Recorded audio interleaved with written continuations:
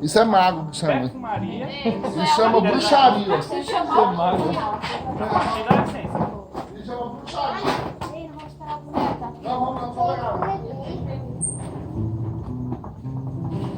Aí eu precisava de uma específica. E aí eu tive que descobrir qual que era o da marca. Foi o trabalho que deu pra me descobrir qual que era o da marca. Aí, Olha só, gente. Que lindo. que é o técnico. Não. Assim, com a palma da mão pra frente. Com a palma A da palma mão da pra mão. frente. Vira a mão. Aí! Assim. Uma câmera. Ainda vai ter uma câmera. Tá demais isso aí. É uma câmera? Não, é Lula ali. Arthur. Câmera! Seja Arthur, bem-vindo. menos. Sua presença é um prazer. Eu tô filmando. Tô filmando tudo. Eu tô filmando Isso aí é tudo. das antigas. Isso aí me faz me lembrar da década de 90. É que a barra é mais longe. É. Faz muito tempo que eu não via nem Bárbara. O Júlio tá dizendo isso. Pra mim tá dizendo isso aqui vai dar frente. Ótimo FT. Aí Enem de novo agora. Tinha o grupo. Ó. Só vê o Júnior dando. Oh, seja bem-vindo aí na nossa igreja. Aqui,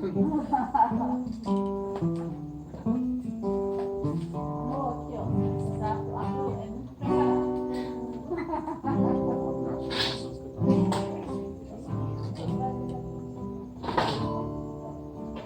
É muito preparado.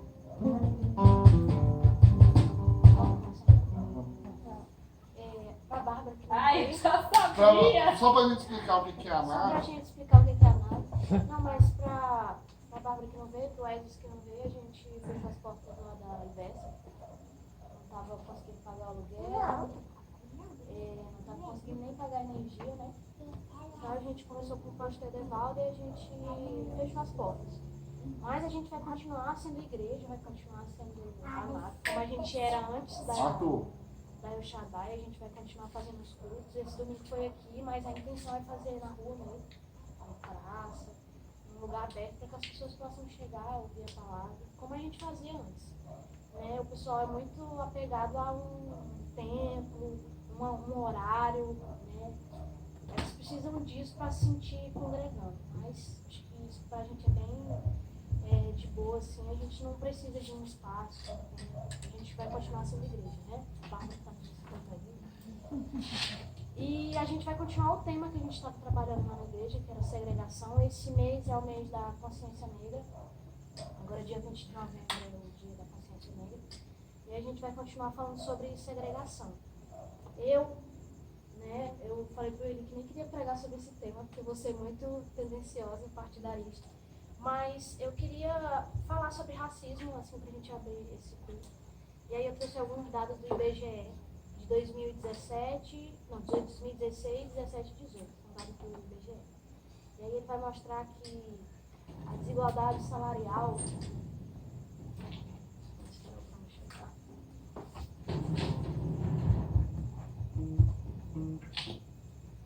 Boa noite.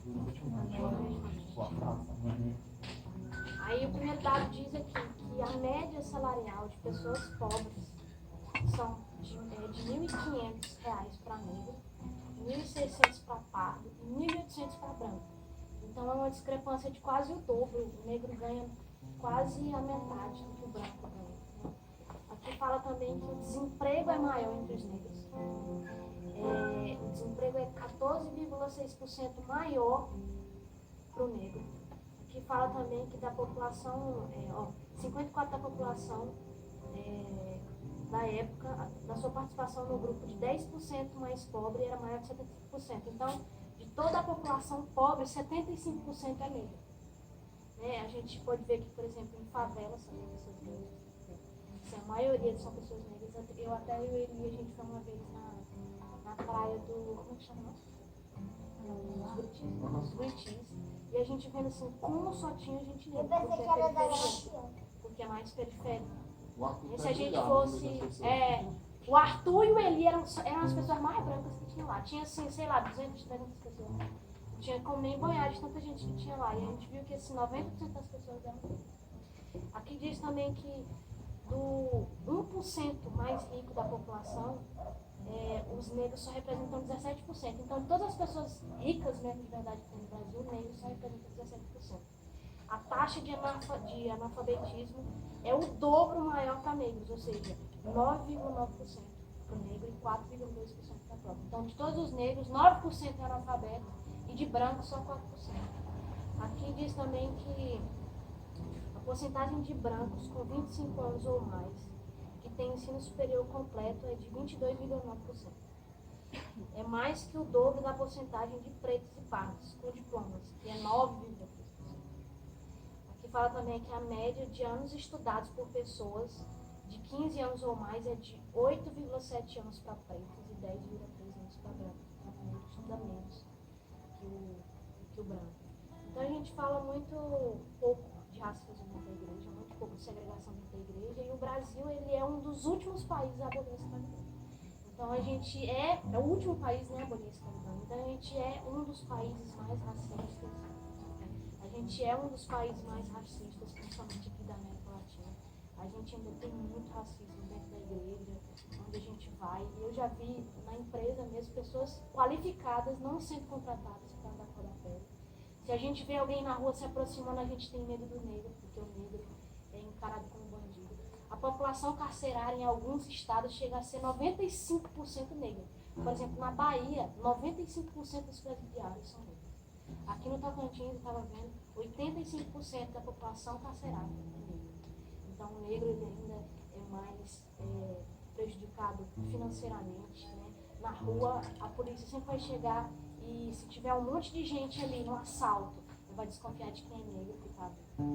Então, nós também somos responsáveis por esse racismo, porque o Brasil ele tem 56% de pessoas negras e tem mais da metade também de porcentagem de pessoas cristãs.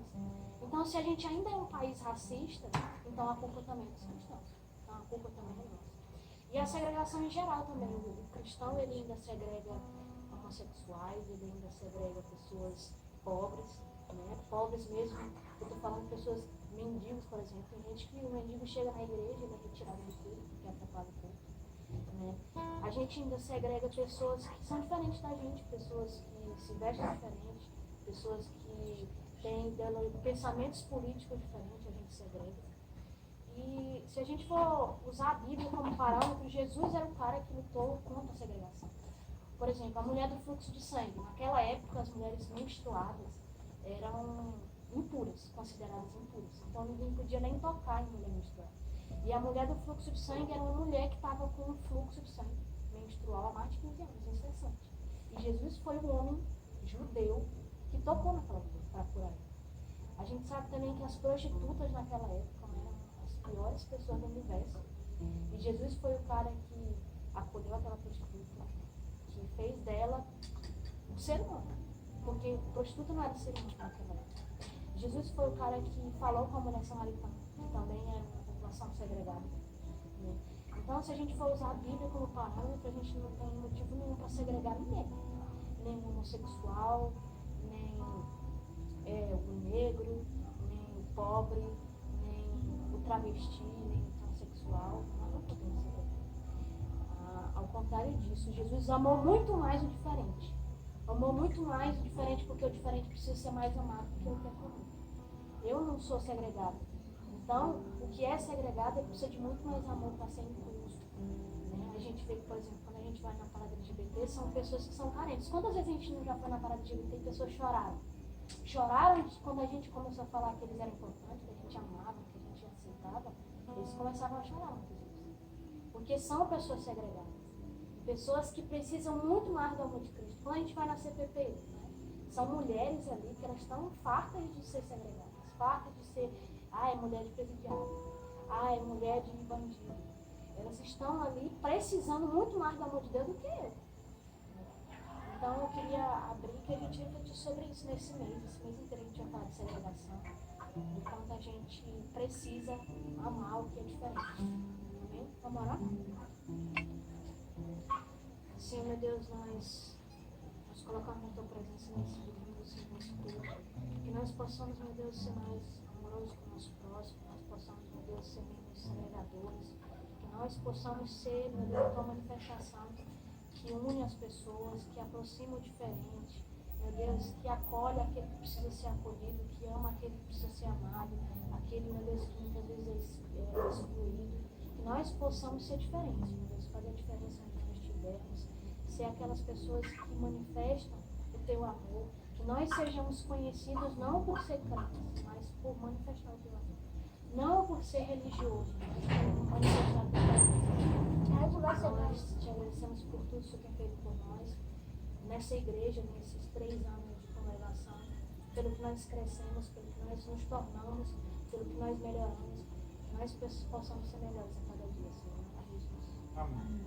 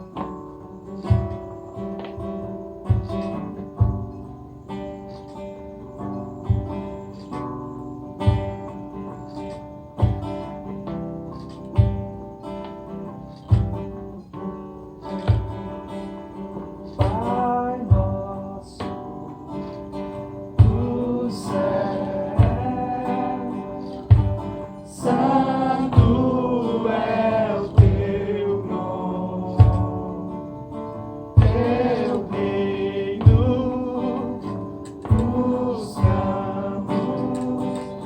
a vontade seja feita na terra como é nos céus. Deixa o céu descer na terra como é no céu. Deixa o céu descer.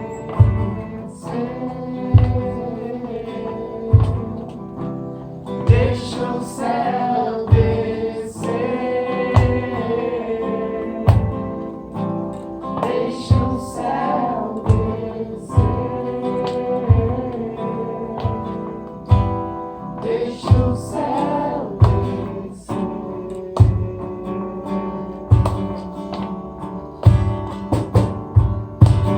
Teu é o reino, teu é o poder e tua é a glória pra sempre. Amém. Teu é o reino, teu é o poder e tua é a glória pra sempre.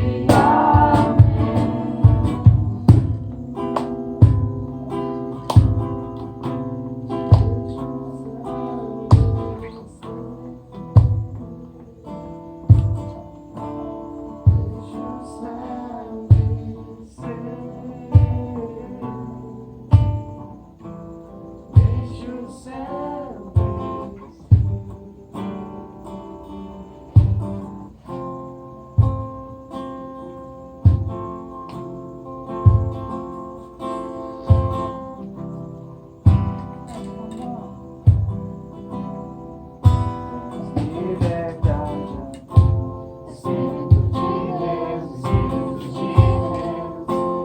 liberdade aqui. Espírito Santo, Espírito Santo, tens liberdade aqui. Espírito de Deus,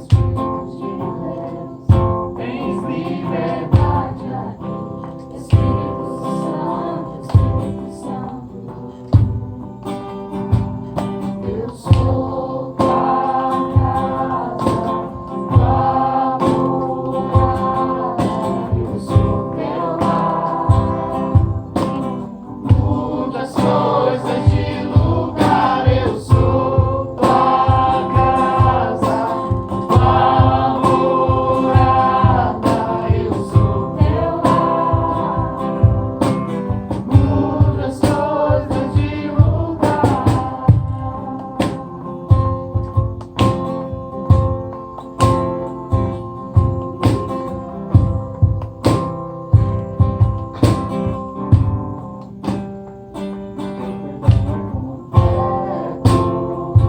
Teu perdão é completo, ele sara minha alma, ele sara minha alma. Teu perdão é completo, teu perdão é completo, ele sara minha alma, ele sara minha alma. Eu sou tua casa, tua morada, eu sou teu lar. Muda as coisas de lugar, eu sou tua casa, tua morada, eu sou teu lar. Muda as coisas de lugar.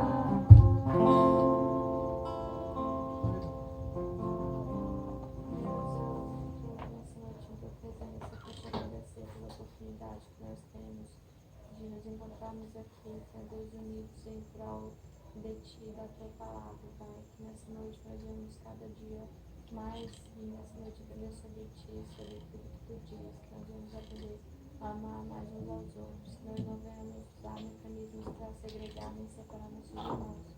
É isso que eu te peço, eu te agradeço por toda a oportunidade que foi nos dada. Amém. Amém. Eu não sei, a gente estava até falando ontem com a Ed, eu não sei qual o sentimento de cada um, sabe?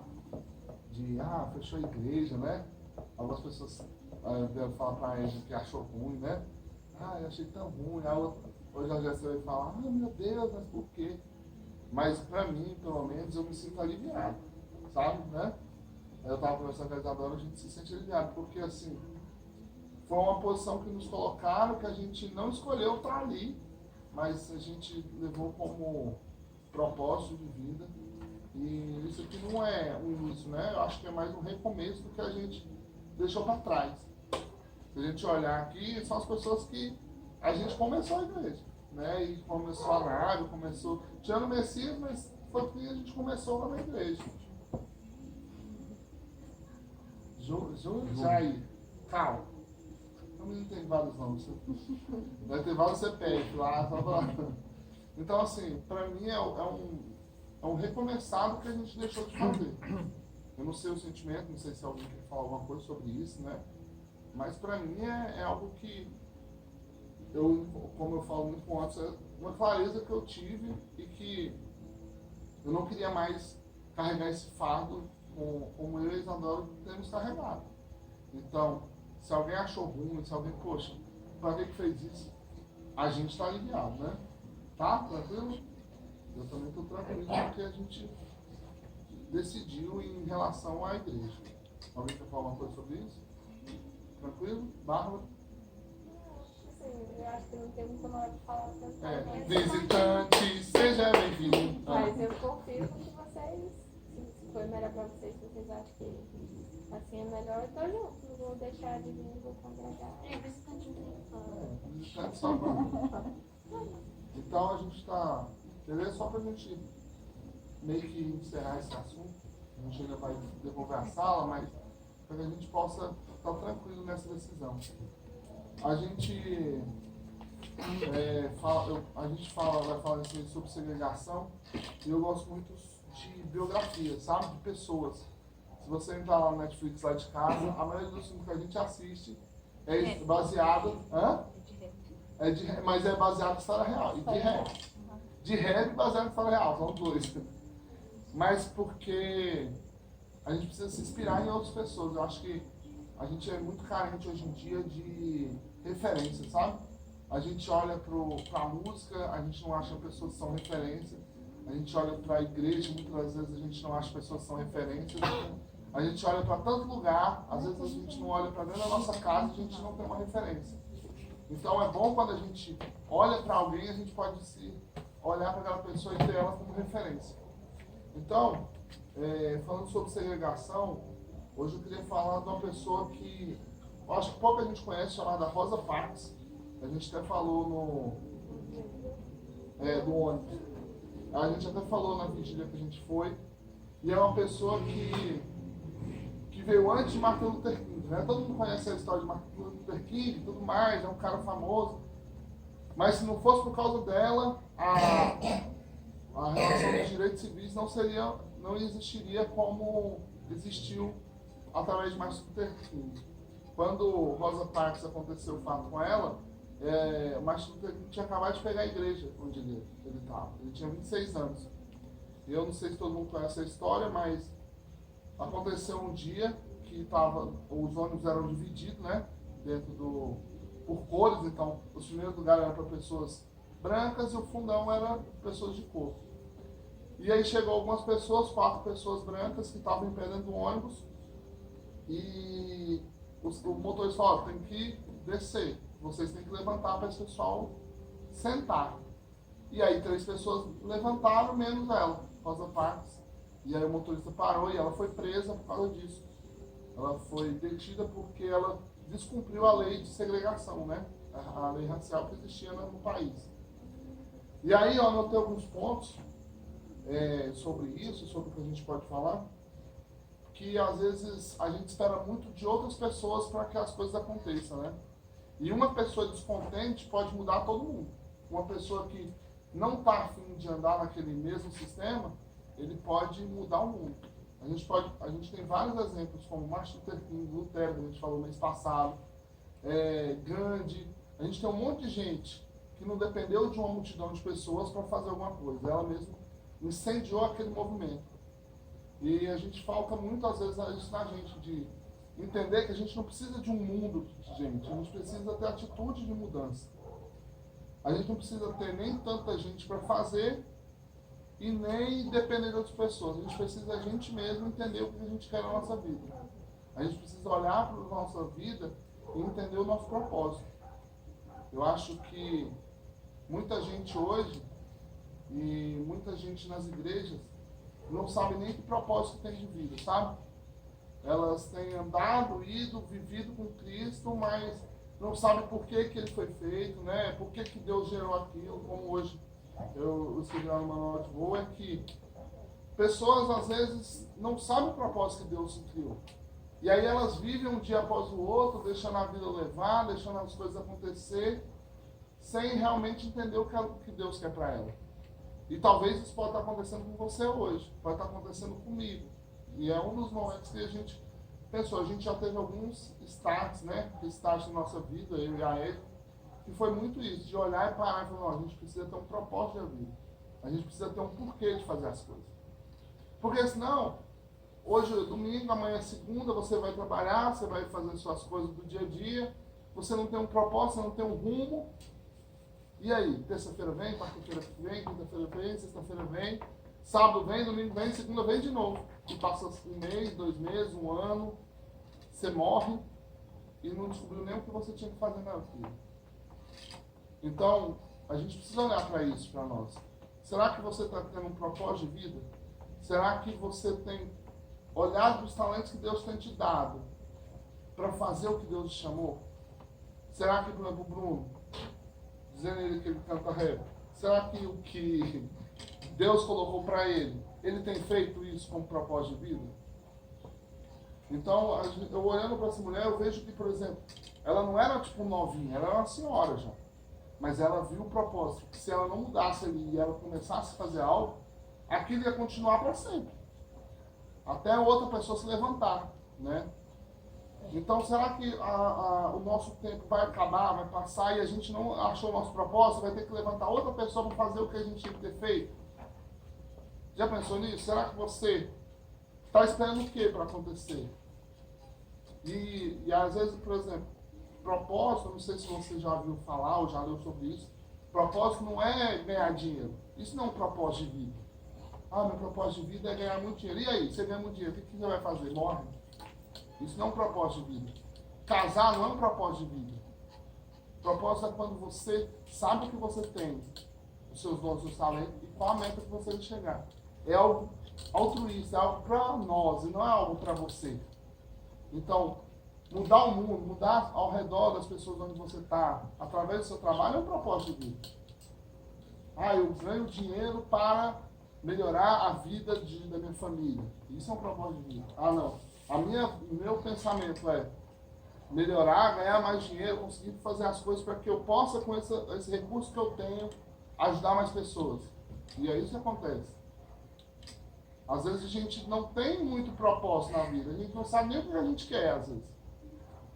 E a gente precisa ter um momento de start, a gente precisa ter um momento de acontecer algo para a gente mudar. Talvez o que aconteceu na igreja foi um tempo que a gente precisou de mudar algumas coisas. Talvez alguma coisa que acontece na nossa vida uma vez ali, seja onde você precisa recomeçar. E foi isso que aconteceu com ela. Aconteceu aquilo com ela podia muito bem ter levantado e ido embora e feito qualquer coisa, mas ela resistiu. Ela falou, não, eu vou fazer. Se eu não fizer, ninguém vai fazer. Porque os outros 3 caras que estavam com ela se levantou. Mas ela não. Ela criou um propósito falou, cara, eu vou fazer pelo meu povo. Eu vou fazer para que outras pessoas não passem por isso. E aí eu queria que você pudesse abrir sua Bíblia em 1 Coríntios 13, versículo 6.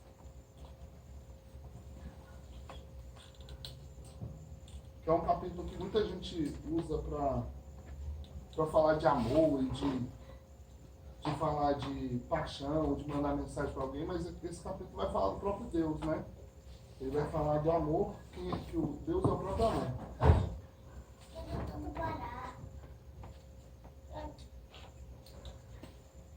Ele fala assim, ó, o amor não se alegra com a injustiça, mas se alegra com a verdade. Tudo sofre, tudo crê, tudo espera, tudo suporta. O amor e Deus, ele não se alegra com a injustiça que a gente faz, ele não se alegra com os atos que a gente tem de segregar pessoas, Deus não se alegra do ato de humilhar as pessoas, sabe? Uma coisa que a gente sempre fala, assim, a Isabel também fala sempre sobre isso, de tipo, às vezes a gente não trata bem nem o caixa que está nos atendendo, né? Uma coisa que a gente sempre fala, eu e a Edna, que a gente tem muito cara de pobre. Todo lugar que a gente vai, não, mas a cara é uma coisa, mas a pessoa olha pra você e fala, nossa, você não tem dinheiro pra comprar nada. E a gente é muito mal, né? A gente é muito mal atendido em todo lugar que a gente vai. É muito raro a gente ir num lugar e ser bem atendido, e a pessoa tratar bem e falar bem com a gente. E isso mostra quem nós somos. Será que a gente tem tratado bem as pessoas? Será que a gente não tem segregado as pessoas também? Por classe social, por se ela é lua livre. Por exemplo, a pessoa é chata, manda lua livre toda hora no seu status. As pessoas mandam, bloqueia ela, expulsa dos grupos, né? Mas a gente não pode segregar a pessoa só porque ela é chata. Lua livre o tempo inteiro, um saco. Manda um áudio, hein? Mandou áudio ali falando isso. Será que o que a gente tem falado... Pega tu. Pega. Já quer, Arthur. Não, foi o que derrubei. Pega. Será que o que a gente tem falado tem sido só palavras, sabe? Será que as nossas atitudes estão sendo contraditórias ao que a gente tem pregado? Será que tem pessoas do nosso lado que acham que a gente exclui as pessoas? Será que não tem pessoas do nosso lado que acham que a gente também faz a mesma coisa? E aí isso é muito importante para a gente olhar para o nosso coração, olhar para aquilo que a gente está fazendo. Para que as pessoas olhem para a gente não como alguém que só diz o Evangelho, mas que a gente possa viver o Evangelho. A gente tem que mudar o nosso conceito, às vezes, por causa de alguém, para que a gente não segregue, né, as pessoas. A palavra diz que Paulo fazia de bobo para, né, andar com os tolos, sabe? Falava de sábio para andar com sábio. Ele fazia de tudo para viver o Evangelho. Será que a gente tem, às vezes, não sido assim? A gente tem sido mais alguém que separa as pessoas, distancia na palavra de Deus. Ei, menino. O segundo ponto é uma frase que ela diz e fala assim: eu não estava fisicamente cansada, eu estava cansada de desistir. Será que quando a gente decidiu esse negócio, né, de fechar a igreja, eu ainda pensei, falei, cara, eu vou desistir de tudo, vou largar um tempo de igreja, né? Eu e a Edna passamos 3 anos, foi 3 anos, né? Foi quanto tempo? Antes da gente ir para Ebenezer. Foi uns 3 anos sem igreja nenhuma. Porque a gente estava cansado de igreja, sabe? Cansado de... E eu? Você nem existia, menino. Estava no bucho. A gente estava cansado de viver o Evangelho, de viver essa relação de igreja, e ir para a igreja, se frustrar com a igreja. Eu acho que todo mundo já passou isso, né? Todo mundo já passou esse momento de se ir para a igreja, você está lá empolgado, dá tudo certo, daqui a pouco você se frustra com a igreja, fica chateado com a igreja. Eu não. Você não, você é santo. Eu gosto da igreja. Você acontece alguma coisa que te magoa, você acha que ninguém está se importando, aí você desiste da igreja. Aí você passa um tempo, a gente passou 3 anos até voltar. Aí a gente foi para a igreja. É uma igreja aí. Uma igreja aí. E aí a gente passou 1 ano e meio falando que a gente não ia fazer nada. Não vamos fazer nada, não vamos fazer nada, vamos ficar quieto em casa, vamos só no culto de domingo. E o povo enchendo o saco. E aconteceu de novo, né? A gente saiu da igreja, passou 8 meses, né? 8 meses, sofrido de novo, doendo de novo. Arthur, você tá atrapalhando, é sério já. A gente passou 8 meses andando de novo e querendo desistir do evangelho de novo, né? A gente cansa, tem hora. E aí eu queria que você abrisse em 1 Pedro 3, versículo 14.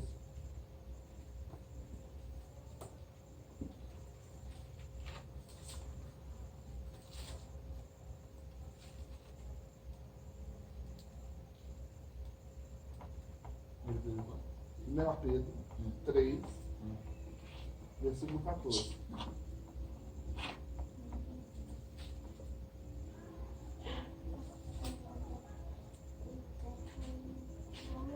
Até o versículo 18. Fala assim: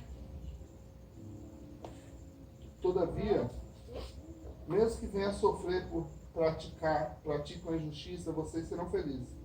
Não tema, que eles temem, não fiquem amedrontados. Antes, santifiquem Cristo como Senhor em seu coração. Estejam sempre preparados para responder a qualquer pessoa que lhes pedir a razão da esperança que há em vocês. Contudo,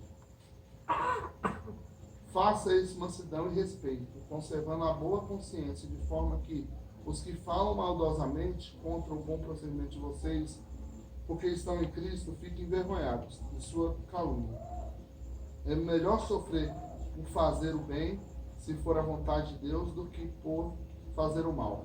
Pois também Cristo sofreu pelos pecados, uma vez por todas, o justo pelos injustos, para conduzir-nos a Deus. Ele foi morto no corpo, mas vivificado no espírito, no qual também foi e pregou aos espíritos em prisão, o que há muito tempo desobedeceram, quando Deus esperava pacientemente nos dias de Noé, enquanto a arca era construída. Nela, apenas algumas pessoas, a saber, 8, foram salvas pelo meio da água. Eu acho assim, o versículo vai falar, tipo assim, que a gente não pode desistir, né, de Cristo por causa das coisas. Não porque as outras pessoas falam mal ou que as pessoas fazem alguma coisa contra nós. Ao contrário, a gente tem que tratar com mansidão, com amor, né? A palavra vai falar que Jesus sofreu por pessoas que eram injustas. E ele morreu por pessoas que eram injustas. Então a gente precisa pegar isso como exemplo. No mesmo caso dela, que foi presa até injustamente, muitas das vezes a gente acha que a gente também passa por situações injustas, né? A gente olha e fala, mas isso não poderia ter acontecido comigo, eu sou tão bom, eu faço isso, eu faço aquilo, eu ajudo um, ajudo o outro. Mas a gente tem que entender que a gente vai passar por dificuldades. Andar com Cristo é sofrer, sabe? Não existe um tempo que você vai ser tranquilo. Se você vive um tempo igual na de reinando em vidas, né, que eles falam reinando em vidas, provavelmente você não entendeu o sentido de ser cristão. Porque não tem como você reinar em vida e viver uma vida tranquila ao lado de Jesus. Se Jesus falou, olha, no mundo eu vou ter aflições, então tem de bom ânimo, eu venci o mundo. Ele venceu a cruz, ele venceu as tentações, ele sofreu, ele viveu tudo que a gente viveu, dizendo que ia ser difícil. Como é que a gente espera que eu vou entrar dentro da igreja, vou entrar em algum lugar e vai ser tudo bom, sabe? Quem nos magoa e que nos machuca não é Deus. Quem nos fere, quem segrega, quem nos maltrata ou acha que a gente é diferente, alguma coisa, não é Deus. Deus não faz separação de pessoas, Ele não faz exceção de pessoas. Quem faz isso são as pessoas. E a palavra diz que a nossa luta não é contra carne e sangue, né? Mas é contra principados e potestades. Então, muitas das vezes a gente abandona o Evangelho, abandona Cristo, abandona fazer o propósito que Ele chamou no nosso coração por causa das pessoas. Por causa de uma ou outra pessoa. E aí a gente começa a segregar pessoas como outras pessoas fazem, achando que a culpa é de Deus. Achando que se eu não tenho o carro que eu mereço, a culpa é de Deus. Se eu não tenho a namorada que eu mereço, a culpa é de Deus. E aí a gente começa a colocar as nossas frustrações de pessoas em Deus. E aí a gente acaba se separando, segregando também do próprio Deus. Saindo da presença de Deus, deixando de comungar, deixando de se relacionar, deixando de ler a palavra, deixando de orar com Deus por causa das pessoas. Eu queria que você olhasse, sabe? Pensasse no seu coração e olhasse se a gente também não faz isso todos os dias, se a gente não faz segregação de Deus com as pessoas, a gente segrega Deus por causa das pessoas. Será que você não tem deixado seu propósito de vida por causa das pessoas? Será que você não tem vivido um evangelho meia boca por causa das pessoas? Será que você não tem deixado de lutar as coisas que Deus quer para a sua vida? Porque você já não acha que você tem um propósito? O Bruno, de Nação Rap, fala sempre isso do Bruno. Fala assim, olha, o Bruno tem a oportunidade, porque ele sabe, né? O Bruno tem a oportunidade de cantar no melhor lugar de Palmas. O Bruno tem a oportunidade de estar todo dia na rádio, não só no meu programa, nos outros programas. Ele tem a oportunidade de, o dia que o Cela está aqui, o dia do Mano Rap está aqui, o dia do Thiagão está aqui, ele está junto, mas ele não quer fazer isso. Porque ele não achou que aquilo é o propósito da vida dele. E está tudo bem. Porque isso não é de mim. Eu sei o meu propósito de vida. Eu sei o que eu quero para Deus. E é isso que quando a gente foi conversar, foi o que eu mais coloquei. Falei, cara, eu tenho clareza do que é o meu propósito de vida com Deus. Eu sei o que eu quero com Deus. Então, eu preciso fazer as coisas para me chegar nesse propósito. Da mesma forma que a Bárbara estuda aí 24/7, né? Mas porque ela tem um propósito. Ela não estuda à toa, ela não fica estudando, eu vou ver o que eu vou fazer na vida. Meu Deus, eu vou estudar aqui e lá eu vou descobrir o que eu vou fazer. Não. Ela estuda, se mata todo dia, quase, né? Não é, Cristiano? Tadinho. Mas por causa de um propósito. Tá adiada. A gente, se não buscar na casa dela, lá, ela não vem. Eu falei, eu vou ficar aqui na porta esperando a barra, ela entrar, eu vou ver.